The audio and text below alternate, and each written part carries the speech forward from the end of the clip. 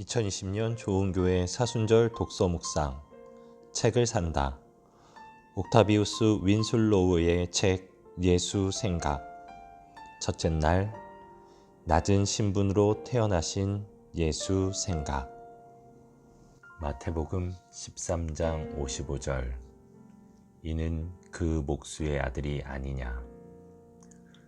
놀람과 경멸이 뒤섞인 이 질문은 예수님의 삶에 관한 심오한 진리를 드러냅니다.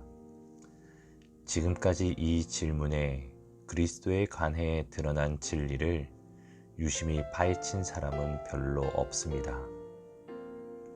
그러나 이 진리보다 실질적이고 교훈적인 가르침은 그리 많지 않습니다.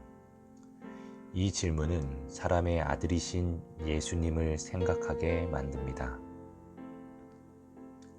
30살 이전까지 예수님은 천직에 종사하던 아버지 요셉을 도와 일하셨을 가능성이 높습니다. 그래서 사람들이 예수님을 가리켜 이는 그 목수의 아들이 아니냐라고 물은 것입니다. 하나님의 아들이 인류에게 임한 저주를 없애기 위해 인간의 몸으로 속죄 제물이 되셨습니다.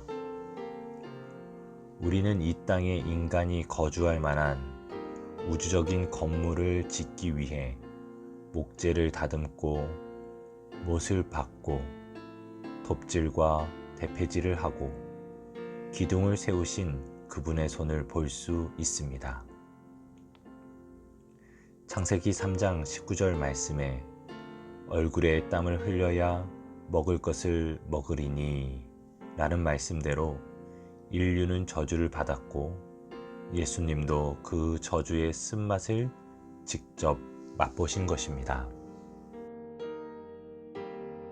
그리스도께서는 낮은 신분의 무명인으로 태어나셨지만 그것이 그분의 명예를 더럽힐 수 없었습니다.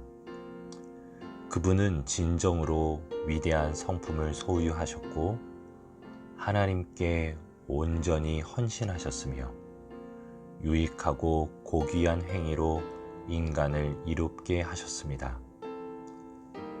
사람을 차별하지 않으시는 하나님은 세상과 전혀 다른 관점으로 인간의 외적 신분을 바라보십니다. 보십시오. 성육신하신 하나님의 아들은 자신의 어머니로 공주를 자신이 태어날 곳으로 궁궐을 선택하지 않으셨습니다. 그분의 아버지로 알려진 사람은 목수였고 그분의 어머니는 비록 왕가의 혈통을 이어받았지만 정결의식을 행하는 날에 겨우 어린 집 비둘기 둘밖에 드릴 수 없는 가난한 형편이었습니다. 그분의 경이로운 탄생조차 들판에서 여물을 먹던 가축들 사이에서 조용히 이루어졌습니다. 예수님을 생각하십시오.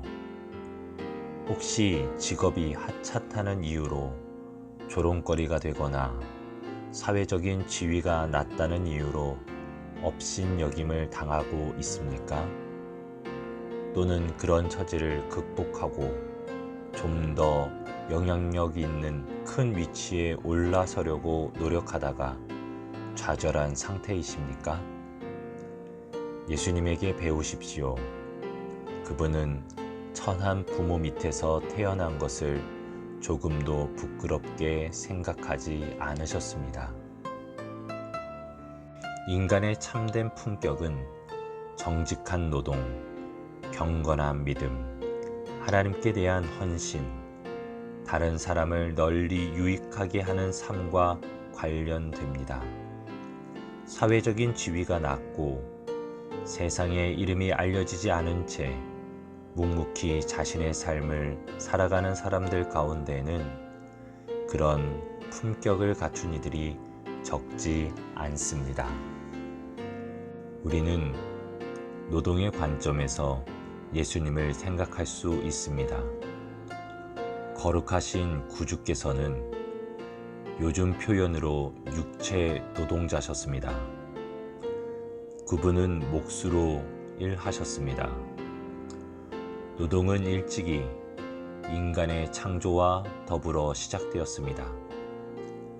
하나님은 인간이 타락하기 전에 그를 동산에 두어 그것을 돌보게 하셨습니다.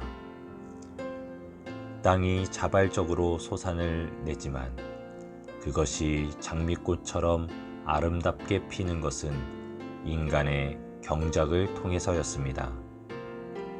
게으름은 인간의 본성이 아니었습니다. 하나님은 인간의 능력이 점점 약해지고 그 삶이 무익한 휴식으로 헛되이 낭비되는 것을 바라지 않으셨습니다. 우리는 일어나 일을 해야 합니다. 어떤 노동이든 기꺼이 감당하고 어떤 의무든 즐겁게 이행하고 어떤 희생이든 담대하게 받아들일 준비를 해야 합니다. 하나님이 우리를 어디에 두시든 그곳에서 정직한 태도로 열심히 일해야 합니다. 예수님을 생각하십시오. 그분은 우리 삶을 잘 아십니다. 우리를 불쌍히 여기시고 각자의 처지에 뒤따르는 어려움과 낙심, 유혹과 시련을 이겨낼 수 있는 은혜를 베푸십니다.